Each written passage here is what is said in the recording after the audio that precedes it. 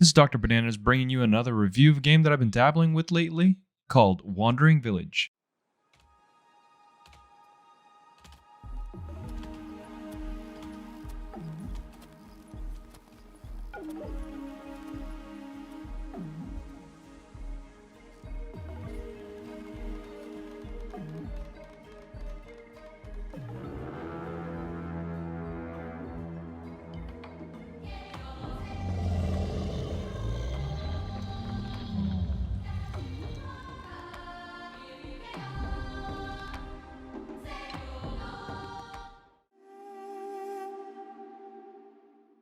Wandering Village is a game brought to you by Stray Fawn Studio, the premise of which is that you are a group of survivors that are trying to escape from mysterious poison that is spreading across the world. If you've played a city builder or survival management sim, this follows a similar loop of managing an ever-growing number of spinning plates that starts as a very relaxed pace, but eventually will keep you assigning and reassigning your people to properly balance and keep your village growing and surviving while you are trying to make your way through a post-apocalyptic wasteland. You build houses, collect resources, assign tasks to villagers, and send scavengers out to spots on the world map to find additional resources or have a chance at random events that can ask you to make choices that can help or hurt you.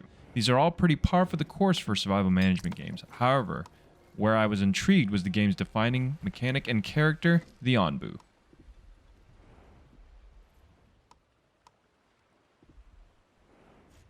This brontosaurus-esque animal has its own meters that govern how tired it is, how sick it is, and how hungry it is. It's an interesting addition to the normal city builder and management game that essentially boils down to having another very large villager that you will need to manage.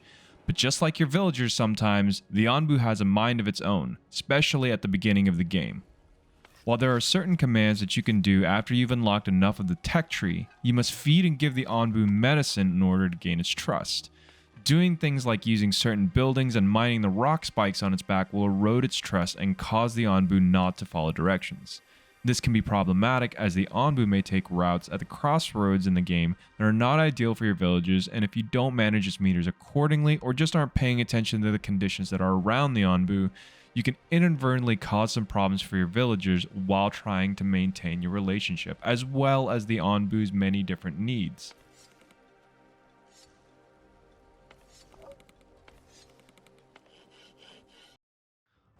While the game's mechanics are fairly standard for the genre of game, the art and music of the game are anything but.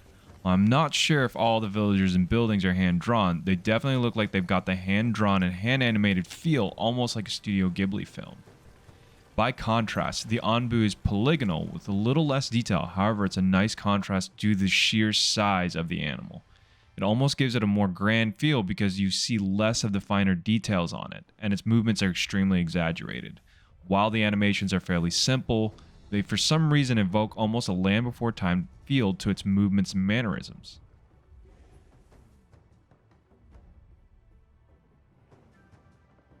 The music stands out also for a survival management game, with lots of tribal sounding drums and chanting that will really put you in the setting of being on a grand journey on the back of a majestic creature.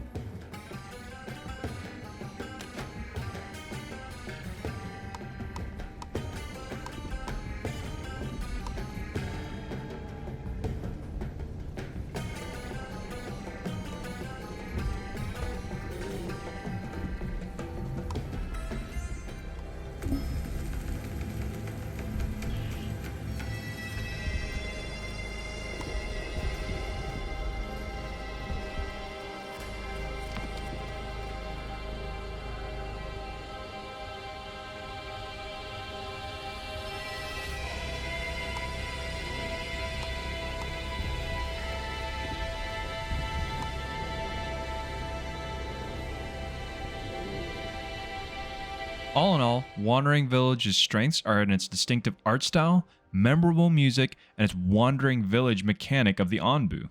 While this game is still in early access, it does feel like this is a fairly complete package even though it's still in active development. If you're a fan of management and survival sims, this one is definitely up your alley.